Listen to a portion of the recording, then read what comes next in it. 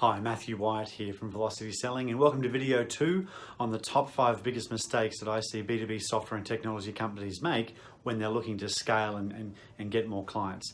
Now, number 1 was strategy. Number 2 is no process. So I've spoken to so many businesses where they will engage with a customer and then organize a proposal or a conversation or a referral or whatever it happens to be, and there's no set process. Actually, one customer comes to mind specifically. They had 7 salespeople, a managing director, a sales and marketing manager, and a general manager. So lots of people in the business who should be well across the sales process. They're all in charge of getting the business to grow more. And so what I did is, one of my first things that I do is I interview everybody in the business who's directly related to sales, which is almost everybody, and ask them specifically what's the sales process that they go through to actually take a customer from being a stranger to a paying client who wants to provide them with referrals. And of the 11 people that I actually interviewed, I got 11 different answers.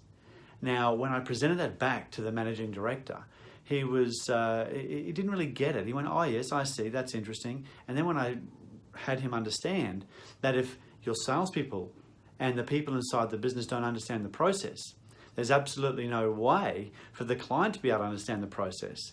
And the likelihood of them buying plummets off a cliff edge simply because there's some ambiguity around it. There's no process. Also, when we're building out larger teams and larger delivery teams, if you think you've got 20 new sales coming down the pipeline, and so you scale up your business ready for that, and I've seen it absolutely in the last couple of months, this exactly happened, is they grew their back-end support team and their service and build and all of the people inside the business, administrators, and they didn't get the sales through.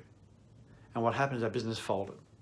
And it was a really sad thing because that was a great product and great people, but they actually didn't follow the rule 1 of running a business, is understanding you're a sales and marketing organization, not a tech company, not a service company.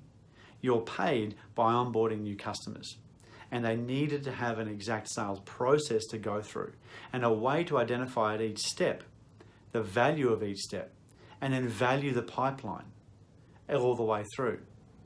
So one of the worst questions that a sales manager can ask, or even a business owner can ask of a salesperson, is how many sales you got coming in this week? Because you know what? Salespeople default to positive. And so they'll think about the 5 great conversations they've had this week, and they'll say, "I'm getting 5 deals in this week." The challenge with that is, mathematically, we know that 5 great conversations creates 3 proposals. Out of 3 proposals, you get 1 sale. But salesperson who's positive says, "I've had 5 great conversations, I'm getting 5 sales." The reality, and having a structured process around it where it is mathematically driven, it's science driven all the way through, will say, "I've had 5 great conversations, I'm going to get 1 deal in 2 weeks' time." So think about your process, think about how your customer wants to work with you, and then what we do is we then map it out for them. And we map it. I actually show my customers the sales process. I call it a mutual action plan. And I get sign off at each stage, because I never want to make this a surprise for the customer. You know, this is not a magic trick. I don't want to pull some rabbit out of the hat and have them go, "Wait a minute, I didn't know this was coming. I didn't know you'd ask me for money." And so we want to say, well, if at this point we're going to do this, at this point we're going to do that.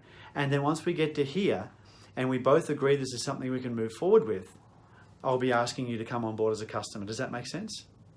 And they understand the process, they understand all the way along. And if they get nervous along the path, and look, I don't close every sale. I mean, it'd be madness to say that I did, even though I've been selling for 20 years and sold over $100 million worth of products myself.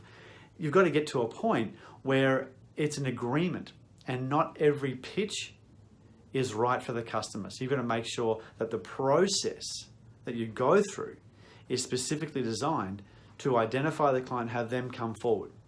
And I'll speak about that next part in our next video.